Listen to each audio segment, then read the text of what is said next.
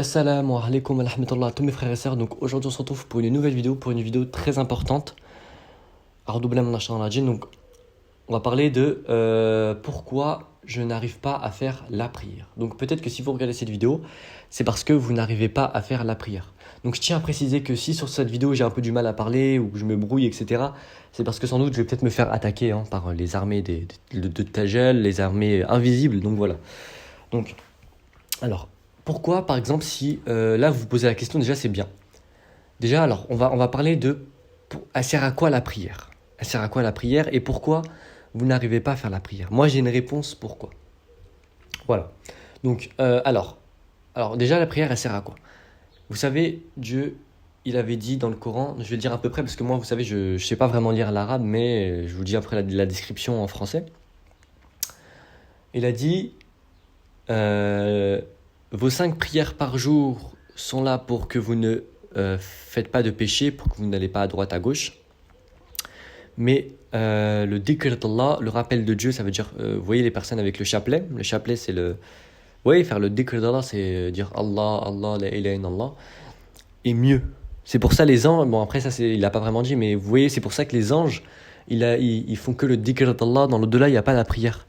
Le dhikr d'Allah, et j'en avais déjà parlé dans certaines vidéos, je crois, que c'est vraiment très bien. Que c'est vraiment enfin, il y a plein de secrets, je pense que j'en ferai une vidéo, Inch'Allah, si vous voulez. Il y a vraiment plein de secrets, avec le dhikr d'Allah, c'est vraiment, voilà. Donc voilà, donc pourquoi vous n'arrivez pas à faire la prière? Donc vraiment, cette vidéo-là va être vraiment assez courte, parce que c'est assez simple à comprendre, assez simple à comprendre.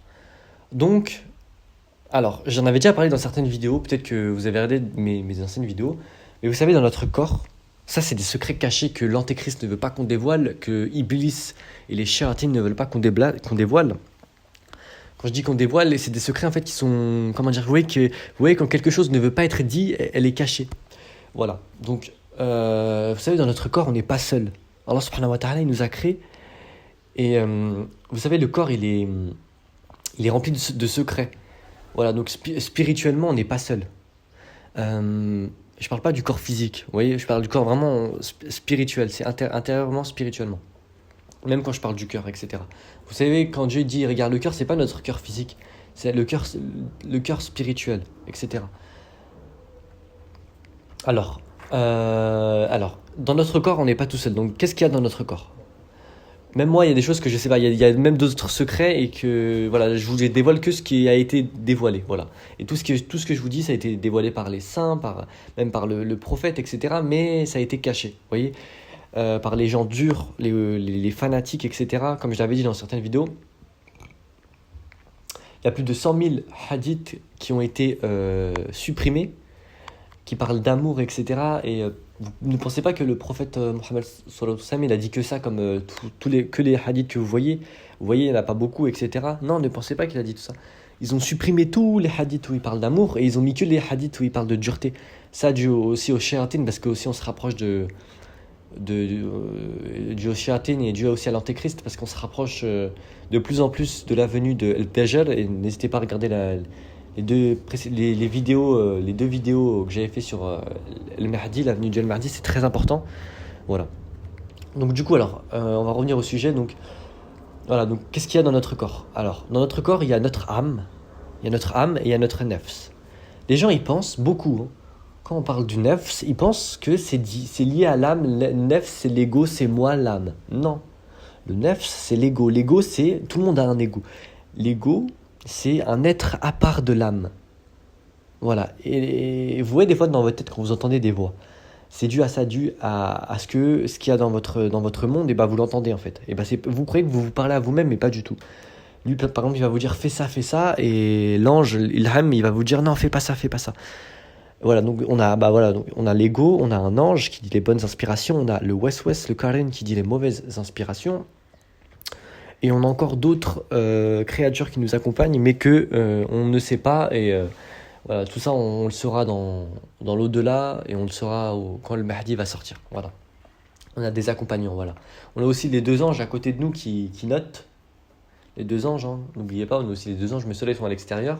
Si ce n'est spirituellement, je ne sais pas, mais je pense qu'ils sont à l'extérieur, voilà. Mais voilà, donc vous voyez, on est vraiment accompagnés. Mais ça, c'est intérieurement l'ego, le Karin, et le West-West, etc. Et on peut aussi être habité, ça c'est les personnes surtout qui sont ensorcelées, etc. On peut aussi être habité par des shéatines qui sont dans notre monde, parce qu'en fait, dans notre corps, en fait, Dieu, quand il nous a créé, ne croyez pas, il nous a créé comme ça, un corps physique, etc. Dans notre corps, il y a un monde. Subhanallah, ça veut dire en gros c'est comme, vous voyez, ce monde de cette terre, et ben, quand par exemple, il y a un jeune, il rentre, et ben, il peut être comme dans une terre, etc. C'est impressionnant, subhanallah. Vous savez, c'est très impressionnant, vous savez, la pensée, elle est vivante. La pensée, elle est vivante. Donc ça veut dire que il y a un cher, il disait attirez ce que vous voulez. Car quand vous pensez, vous créez un monde qui est vivant. Et si vous pensez positivement, vous dites que vous allez l'avoir, vous allez vraiment l'avoir et vous allez l'attirer. Attirez tout ce que vous voulez, la richesse, etc. Vous savez, dans cette dunya, vous pouvez avoir tout ce que vous voulez. Mais ne le mettez pas dans votre cœur.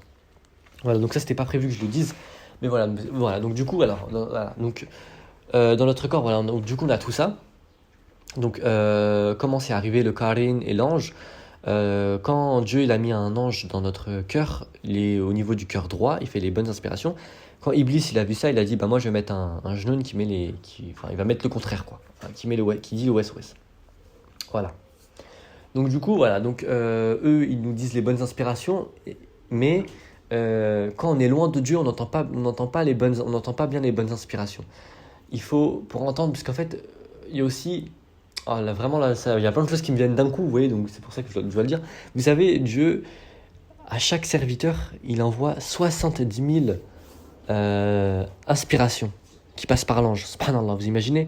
Mais il y a des voiles il faut enlever les voiles pour les capter. Plus on se rapproche de Dieu et plus on reçoit les inspirations. Et quand on reçoit ces inspirations-là, on est guidé.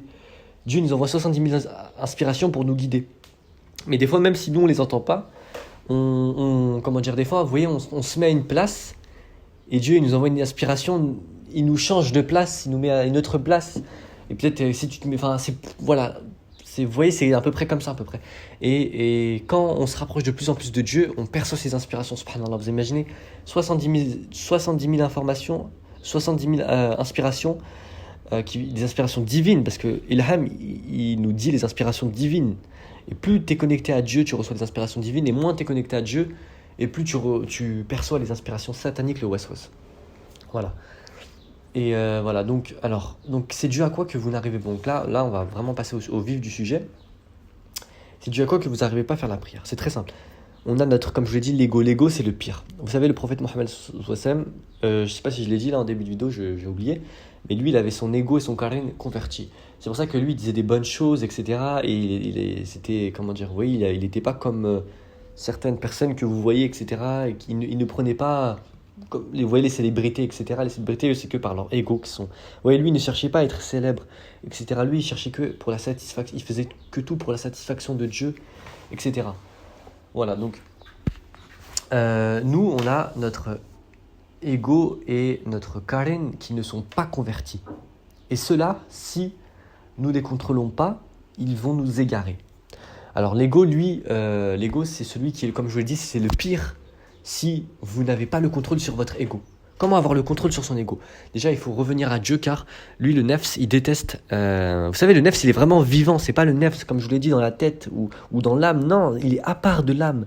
Mais l'âme, elle doit prendre le contrôle sur le nefs. Le nefs, c'est celui qui aime les plaisirs, les désirs, etc. Voilà, les plaisirs, vous savez, voilà. Donc, ça veut pas dire que c'est interdit d'avoir des... Comment dire, de se faire plaisir, etc. Non, mais... Oui, le nefs, il est sans limite, il est sans... Nous, on doit observer le plaisir de l'âme. Le plaisir de l'âme, c'est l'adoration, etc. Voilà, donc je vous donne un exemple. Par exemple, quand on fait des actes d'adoration, le nefs, il est pas content, mais l'âme, elle est contente. Elle sent... ça s'appelle le plaisir de l'âme, voilà. Et bah ça, voilà. Et peut-être que même vous le sentez. Par exemple, vous voyez un acte d'adoration, peut-être que vous préférez vraiment un acte d'adoration. C'est pas comment dire, c'est votre âme qui aime ça. C'est le plaisir de l'âme, c'est ça en fait. Voilà. Donc du coup, le nefs, lui, c'est le pire. C'est en fait, pourquoi vous n'arrivez pas à faire la prière, c'est dû à votre nefs. Le nefs, il déteste se soumettre à quelqu'un, se soumettre à quelque chose. Il n'aime pas être dirigé. C'est pour ça que vous voyez, il y a beaucoup de personnes, par exemple, je sais pas, on leur dit fais ça et après elles font pas, alors qu'elles savent en fait que c'est pas bon, mais vu qu'elle veut pas écouter la personne, parce que dû à son ego, bah en fait, elle fait tout le contraire. Voilà. Donc ça, c'est son ego. Voilà.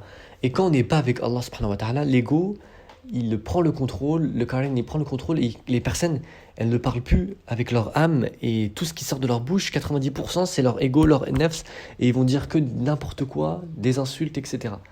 Voilà. Donc, l'ego, comme je l'ai dit, c'est dû à l'ego. L'ego, il déteste se soumettre à Allah subhanahu wa ta'ala. Donc, pour faire la prière, demandez à Allah subhanahu wa ta'ala d'envoyer une miséricorde. Dites, oh mon Seigneur, oh Allah, envoie-moi une miséricorde pour que tu puisses, soumettre mon ego à moi et que je puisse faire la prière. Et voilà. Et après, vous savez, faire la prière, c'est très simple. Ne vous forcez pas. C'est pas se forcer. Ne le faites pas avec forcing. Non. Sinon, vous n'allez récolter aucun bienfait. Faites-le avec facilité et avec plaisir, avec le plaisir de l'âme. C'est très facile. Vous savez, ça prend 2 minutes. Mais lui, le nefs, même ça prend 2 minutes. Il y a des gens, même, vous savez, ils font pas la prière alors que ça prend que 2 minutes. Mais pendant le Ramadan, ils font le Ramadan sans prière. Voilà, c'est parce que le nefs, lui, il veut pas faire la prière. Même si le Ramadan, enfin le jeûne, enfin, ça c'est autre chose, hein. Mais le jeûne, c'est le truc le plus terrible pour le nefs. C'est même peut-être dû à ça que... Bon, voilà, donc ça c'est plutôt... Voilà, on va pas non plus dévoiler les péchés de tout le monde, mais c'est peut-être plutôt dû à ça qu'il y a certaines personnes qui n'arrivent pas à jeûner, etc. C'est dû parce que leur ego, il a tellement pris de la place que... parce que c'est le truc le plus terrible pour l'ego, c'est le ventre. Voilà. Voilà, donc ça vient des chirs et d'un saint, que ces informations-là. Donc voilà. Donc, demandez à Allah subhanahu wa ta'ala de faire les 5 prières par jour, car si vous ne faites pas les 5 prières, vous allez être égaré, et votre ego il va prendre le contrôle, et s'il prend le contrôle, vous allez vous égarer, et c'est ce que Iblis et Dajjal il veut. Vous savez, quand le Dajjal il va sortir, il va attirer les gens qui seront le plus attirés, c'est les gens qui sont avec leur ego. Et ceux qui seront attirés vers le Mahdi, c'est les gens qui savent contrôler leur ego, les gens qui sont vraiment eux, quoi, qui sont leur âme. Vous voyez, enfin ceux qui sont avec Allah subhanahu wa ta'ala. De toute façon, allez regarder de la vidéo sur le Mahdi, comme ça vous allez savoir à peu près c'est qui le Mahdi, etc. Si vous savez pas. Voilà, donc vraiment faites vos prières, c'est très important, très important. C'est très facile, ça prend 2 minutes.